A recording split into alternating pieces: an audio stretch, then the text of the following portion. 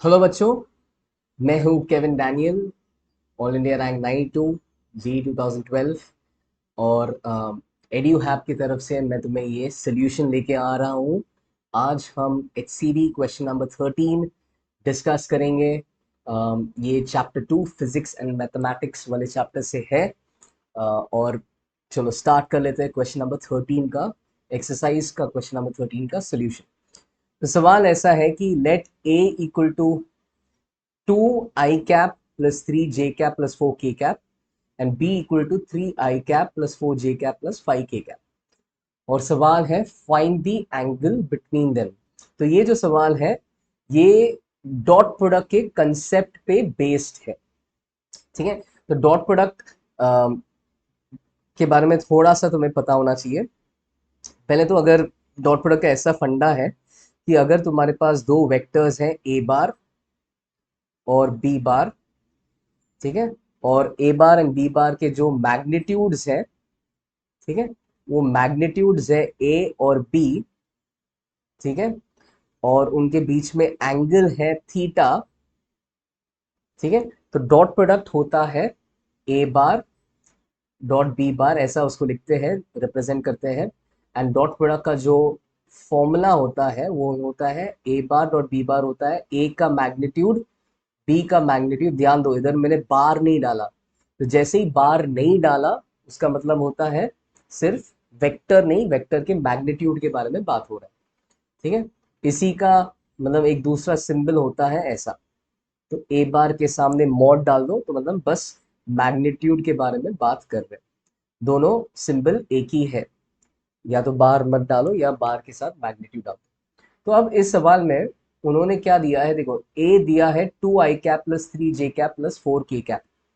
तो ए वेक्टर है 2 i cap plus 3 j cap plus 4 k cap, और बी वेक्टर है 3 i cap plus 4 j cap plus 5 k cap।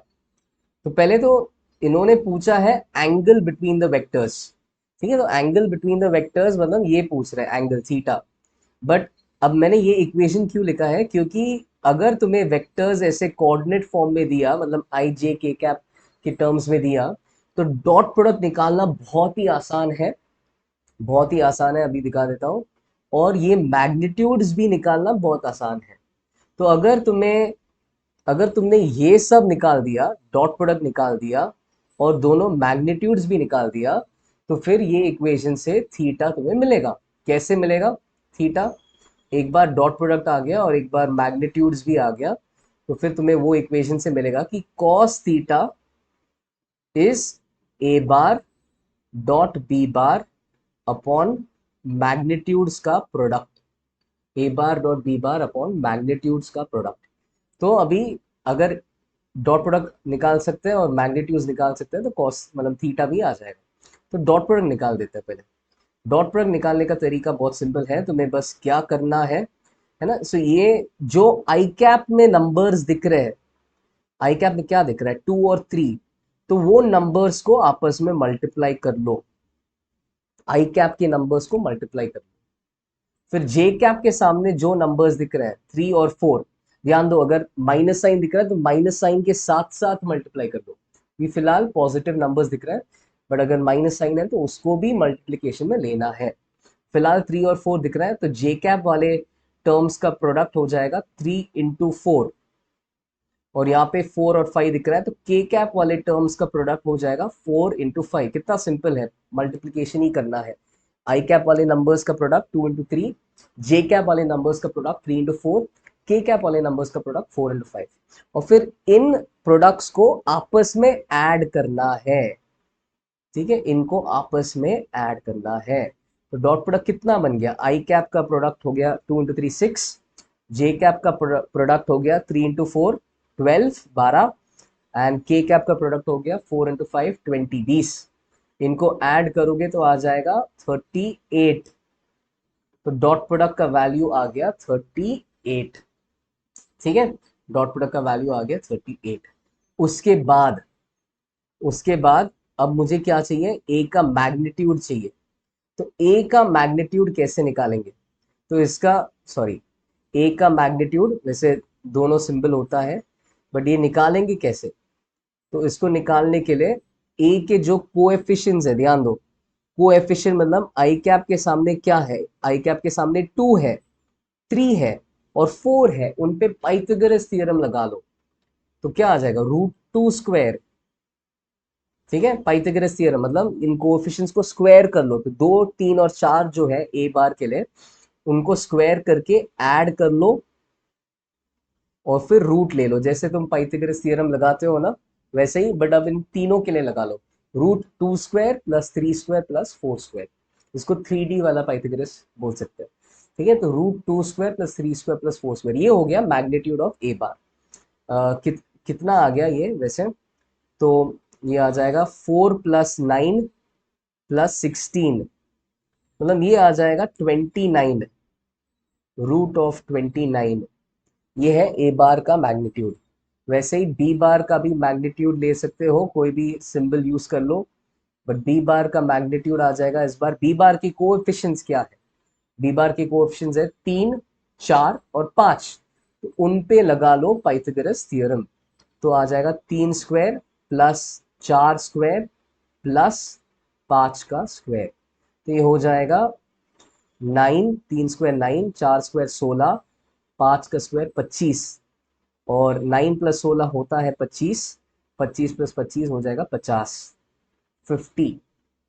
तो √50 आ गया, √50 आ गया। ठीक है, और अब अपना फॉर्मूला देख लो। तो cos थीटा अपने फॉर्मूला के हिसाब से है डॉट प्रोडक्ट अपॉन ए का मैग्नीट्यूड इंटू बी का मैग्नीट्यूड जो है √50।